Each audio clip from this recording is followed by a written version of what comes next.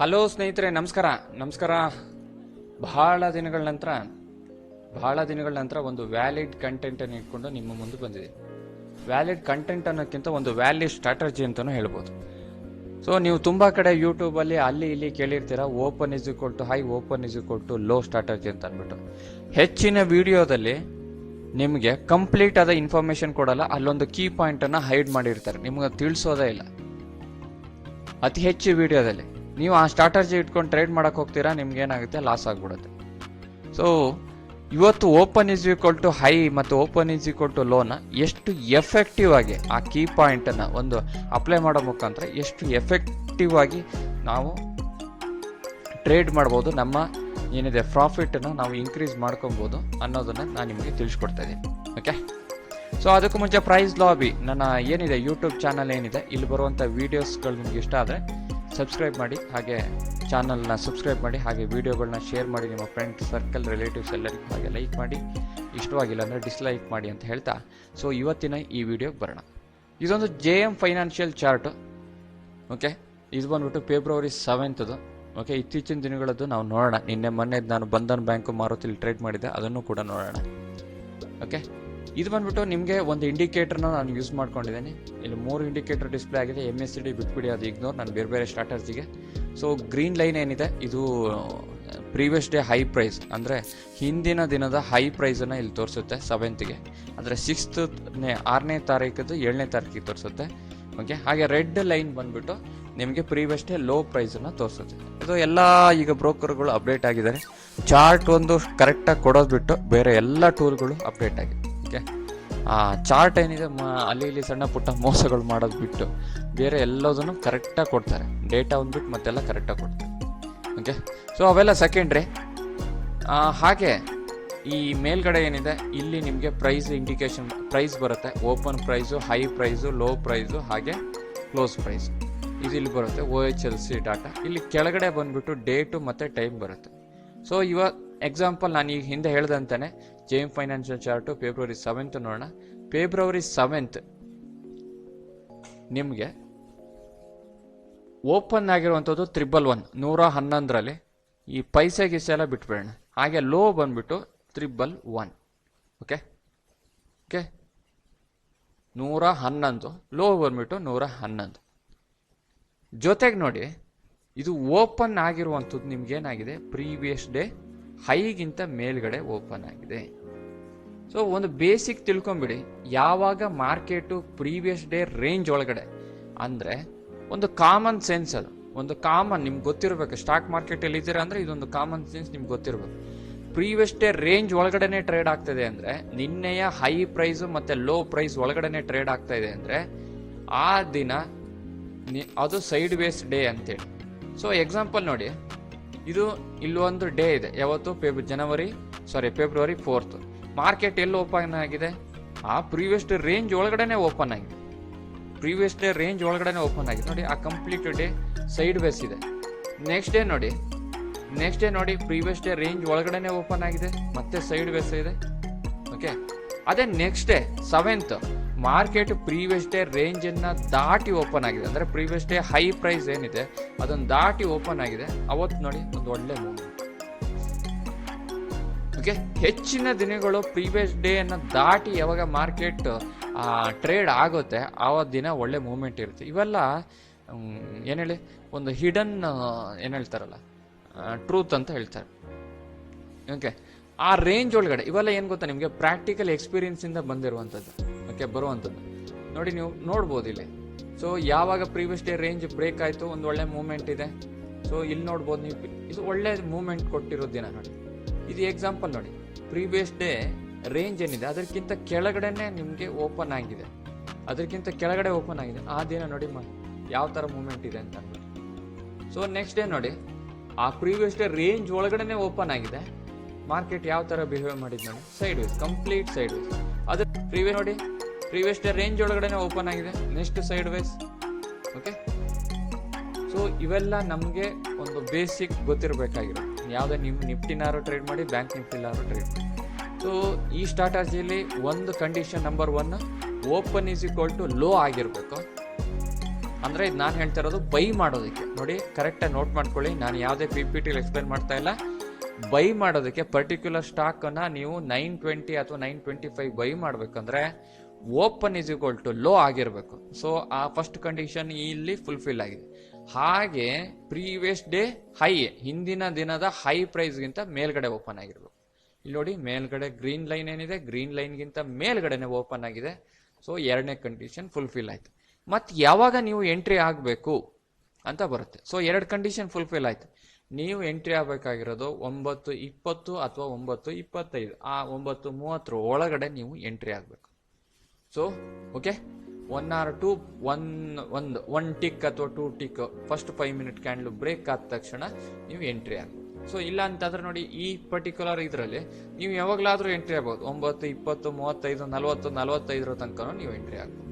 Okay, so ಇಲ್ಲಿ ನಿಮ್ಗೆ time ಇದೆ, ಒಂದಷ್ಟು ಹೊತ್ತು ಸೈಡ್ ವೇಸ್ ಮೂವ್ಮೆಂಟ್ ಕೊಟ್ಟಿದೆ. ಸೊ ನೆಕ್ಸ್ಟ್ ಏನಾಗಿದೆ, ಒಂದು ರೇಂಜ್, ಅವತ್ತಿನ ರೇಂಜ್ ಬ್ರೇಕ್ ಆದ ತಕ್ಷಣ ಶೂಟ್ ಅಪ್ ಆಗಿದೆ. ಓಕೆ, ಸೊ ಐ ಥಿಂಕ್ ನೀವು ಬೈ ಯಾವ ಥರ ಮಾಡಬೇಕು ಅನ್ನೋದು ನಿಮ್ಗೆ ಕ್ಲಾರಿಟಿ ಆಯ್ತು. ಅಂದರೆ 9:20, 9:25 ಜನರಲ್ಲಿ ನೀವು ಬೈ ಮಾಡಬೇಕು. ಫಸ್ಟ್ 5 ಮಿನಿಟು ನೀವು ಸ್ಟಾಕನ್ನು ಐಡೆಂಟಿಫೈ ಮಾಡೋದಕ್ಕೆ, ಹುಡ್ಕೋದಕ್ಕೆ.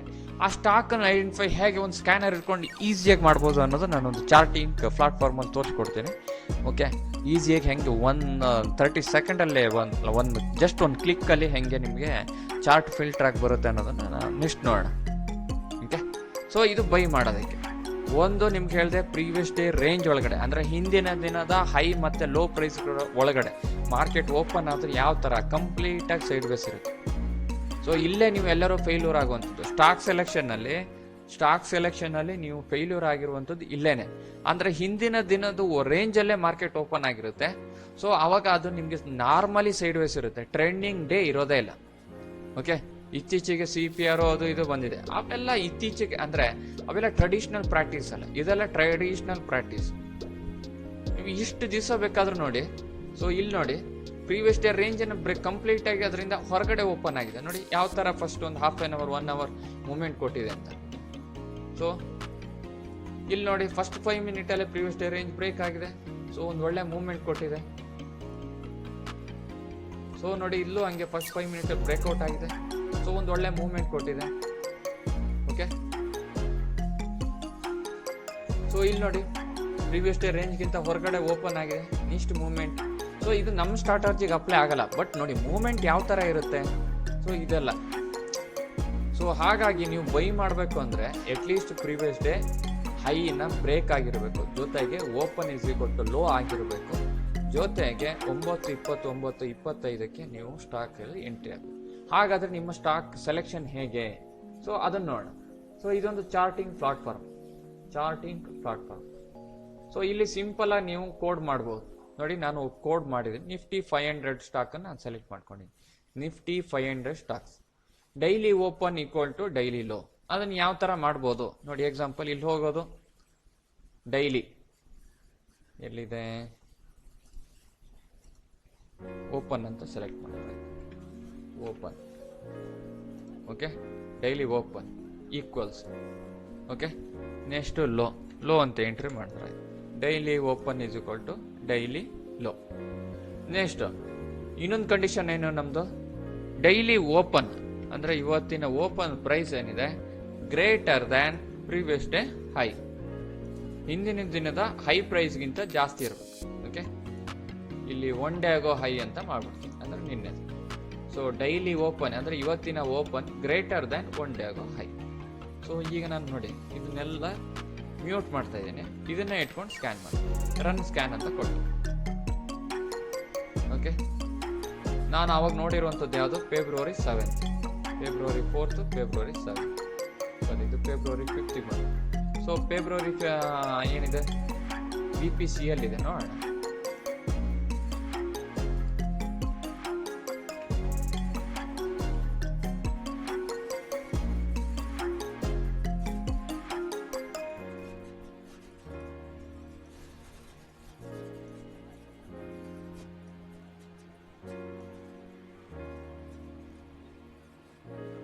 ಓಕೆ, ಇನ್ನು ನೋಡಿ, ಇಲ್ಲಿ ಕೆಲವೊಂದು ಕಂಡೀಷನ್ಗಳು ನೋಡಿ. BPCL ಚಾರ್ಟ್ ನಮಗೆ ಒಂದು ಒಳ್ಳೆ ಪರ್ಫಾರ್ಮೆನ್ಸ್ ಕೊಟ್ಟಿಲ್ಲ.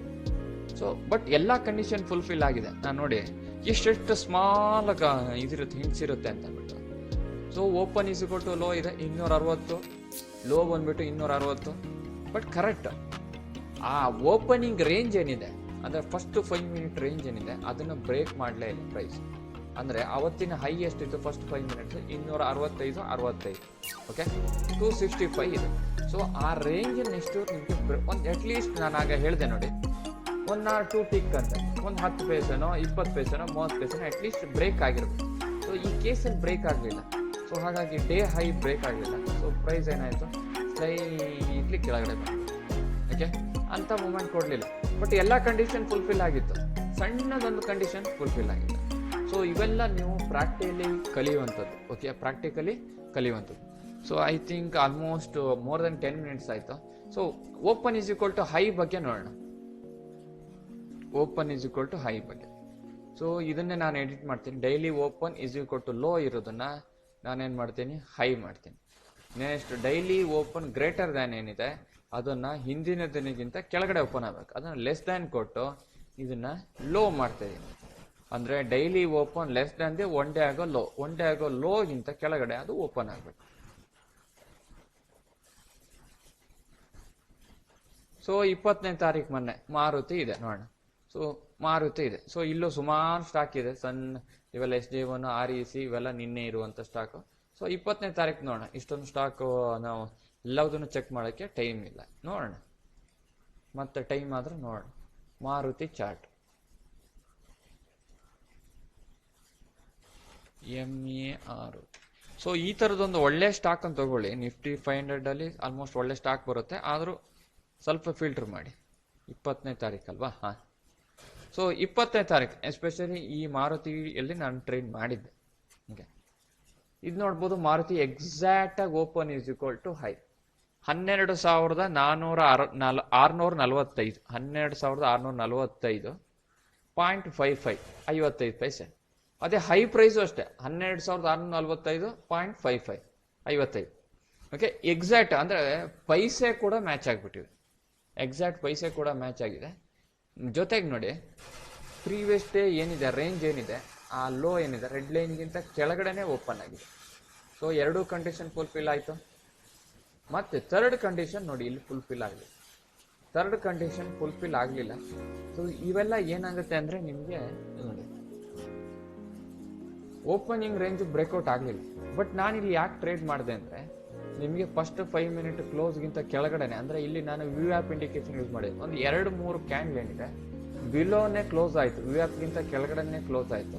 ಸೊ ಇವೆಲ್ಲ ಪ್ರಾಕ್ಟಿಕಲ್ ಎಕ್ಸ್ಪೀರಿಯನ್ಸ್. ಅಂದರೆ ಇನ್ಸ್ಟಿಟ್ಯೂಷನಲ್ ಟ್ರೇಡರ್ಸ್, ದೊಡ್ಡ ದೊಡ್ಡ ಟ್ರೇಡರ್ಸ್ ಇದ್ದಾರೆ, ಅವ್ರು ಇದನ್ನು ಶಾರ್ಟ್ ಮಾಡ್ತಾ ಇದ್ದಾರೆ ಅಂತ ಒಂದು ಕನ್ಫರ್ಮೇಷನ್ ಸಿಕ್ತು. ಸೊ ಹಾಗಾಗಿ ನಾನೊಂದು 15-20 ನಿಮಿಷ ಆದಮೇಲೆ ನಾನೊಂದು ಶಾರ್ಟ್ ಟ್ರೇಡರ್ ಮಾಡಿದೆ. ಸೊ ಇವೆಲ್ಲ ಟ್ರಿಕ್ಗಳು. ಅಂದರೆ ನಿಮಗೆ ಈ ರೂಲ್ ಬೇಸ್ಡ್ ಅಂತ ಮಾಡಕ್ಕೆ ಹೋದ್ರೆ ಆಗೋದೇ ಇಲ್ಲ. ಅಂದರೆ ನಾನು ಓಪನ್ ಇಸ್ ಕೊಟ್ಟು ಹೈ ಪ್ರೀವಿಯಸ್ ರೇಂಜ್ ಬ್ರೇಕ್ ಆಗಿರಬೇಕು, ನೀವು ಶಾರ್ಟ್ ಟ್ರೇಡ್ ಮಾಡಬೇಕು ಅಲ್ಲ. ಜೊತೆಗೆ ಸಣ್ಣ ಪುಟ್ಟ ಟ್ರಿಕ್ಸ್ಗಳು ಇದನ್ನು ನೀವು ನೋಡ್ಕೊಬೇಕಾಗುತ್ತೆ. ಒಂದು ಫಸ್ಟ್ 5 ಮಿನಿಟ್ ರೇಂಜ್ ಬ್ರೇಕ್ ಆಗಿದೆ ನೋಡ್ಕೊಬೇಕು. ರೇಂಜ್ ಆಗಿಲ್ಲ ಅಂದರೆ ಸೊ ಕಂಟಿನ್ಯೂ ಆಗಿ ವ್ಯೂ ಆ್ಯಪ್ ಬಿಲೋನೇ ಕ್ಲೋಸ್ ಆಗ್ತಾ ಇದೆಯಾ ನೋಡ್ಕೊಂಡು. ಇವೆಲ್ಲ ಸಣ್ಣ ಪುಟ್ಟ ಇದು ನಿಮಗೆ ಇವೆಲ್ಲ ಏನು ಬರುತ್ತೆ ಅಂದರೆ ಎವ್ರಿ ಡೇ ಟ್ರೇಡ್ ಮಾಡ್ತಾ ಎಕ್ಸ್ಪೀರಿಯನ್ಸ್ ಬರುವಂಥದ್ದು. ಯಾವುದೇ ಯೂಟ್ಯೂಬ್ ವಿಡಿಯೋದಲ್ಲಿ ಅಲ್ಲಿ ಹೇಳಿರುವಂಥ ಕಂಟೆಂಟ್ ಇಟ್ಕೊಂಡು 1-2-3 PPT ಮಾಡಿ ಎಕ್ಸ್ಪ್ಲೇನ್ ಮಾಡಿರೋ ನೋಡಿದ ತಕ್ಷಣ ಬರೋದಿಲ್ಲ. ಸೊ ಈ ಥರದ ಸಿಂಪಲ್ ಟ್ರಿಕ್ಸ್ಗಳನ್ನ ಸೊ ಆಲ್ಮೋಸ್ಟ್ 99% ಇದರಲ್ಲಿ ಎಲ್ಲ ಟ್ರಿಕ್ಸ್ಗಳನ್ನ ನಿಮ್ಗೆ ಹೇಳಿದೆ. ಓಕೆ, ಸೊ ಐ ಥಿಂಕ್ ಜೊತೆಗೆ ನೀವು ಬೇಕಾದ್ರೆ ನೋಡಿ ಈ MACD ಇಂಡಿಕೇಟರ್ನ ಇಟ್ಕೊಂಡು ಯೂಸ್ ಮಾಡ್ಬೋದು. MACD ಇಂಡಿಕೇಟರ್ ನನ್ನ ಹಳೆ ಯೂಟ್ಯೂಬ್ ವಿಡಿಯೋದಲ್ಲಿ ನಾನು ನಿಮ್ಗೆ ಹೇಳಿದ್ದೆ ನಿಮಗೆ.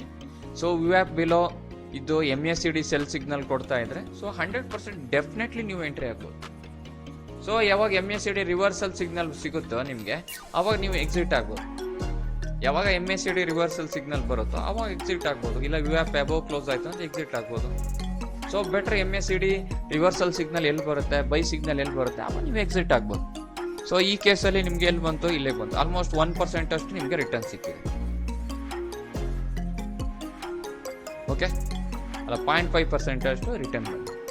ಓಕೆ, ಐ ಥಿಂಕ್ ನಿಮಗೆ ಒಂದೊಳ್ಳೆ ಇನ್ಫಾರ್ಮೇಶನ್ ಅಂತ ಅನ್ಕೊಳ್ತೀನಿ. Open is equal to high ಅಥವಾ open is equal to low strategy ಯಾವ ಥರ ವರ್ಕ್ ಆಗುತ್ತೆ. ಸೊ ಯಾರು ಹೇಳಿದಿರುವಂಥ ಟ್ರಿಕ್ಸ್ಗಳು ಏನೇನಿದೆ ಒಂದು ಪ್ರಾಕ್ಟಿಕಲ್ ವೇಲಿ ನಿಮ್ಗೆ ನಾನೆಲ್ಲ ಎಕ್ಸ್ಪ್ಲೇನ್ ಮಾಡಿದ್ದೀನಿ. ಓಕೆ, ಥ್ಯಾಂಕ್ ಯು ಸ್ನೇಹಿತರೆ, ಬಾಯ್ ಬಾಯ್.